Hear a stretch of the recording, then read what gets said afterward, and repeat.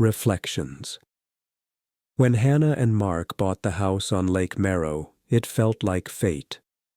The cedar-shingled cottage stood on a gentle slope, its wide windows gazing out over still silver water. The town was small and quiet, the kind of place where people waved without knowing your name. The first year was bliss. They filled the empty house with laughter, weekend dinners, lazy mornings, and the occasional canoe ride. Neighbors dropped off jam and pies.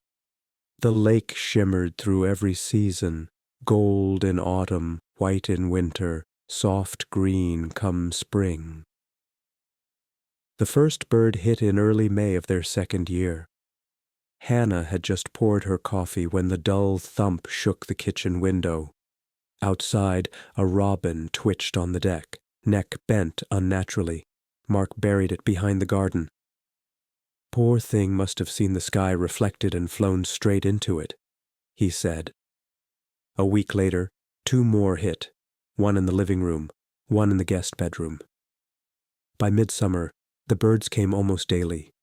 They tried everything, silhouettes on the glass, decals, curtains drawn. Nothing worked. Doves, cardinals, jays, even owls hurled themselves at the house with terrifying force. The sound was sickening. A crack, a flutter, a final silence. By late August, they'd buried over 60.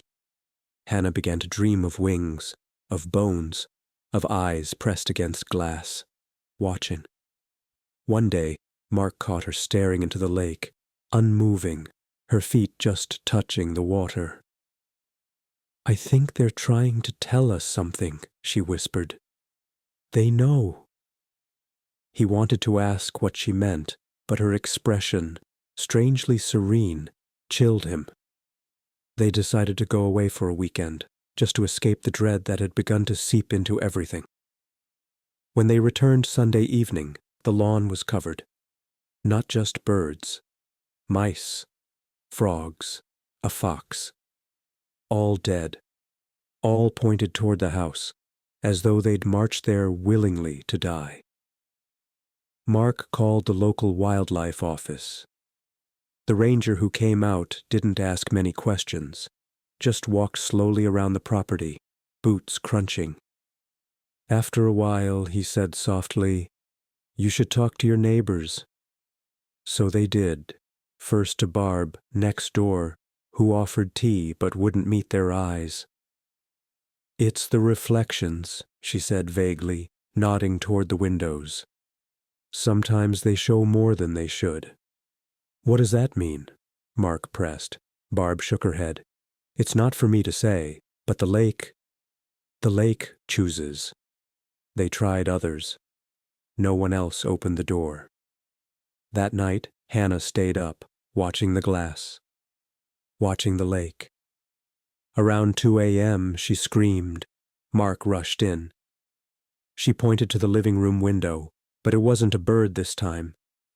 On the other side of the glass stood a little girl, soaked and shivering, staring in with wide black eyes. Behind her, the faint glow of more figures, men, women, children, standing at the shoreline, unmoving. When he opened the door, no one was there. They packed the next morning. They didn't even try to sell the house, just left. But a few weeks later, Mark got curious. He searched for the house's address online. No strange history, no deaths, no hauntings, except for one article. Just one.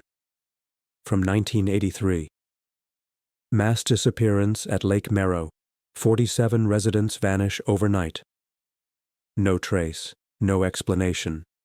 The town claimed it was a clerical mistake. The names erased, never spoken of again. But Mark recognized the faces in the black and white photo.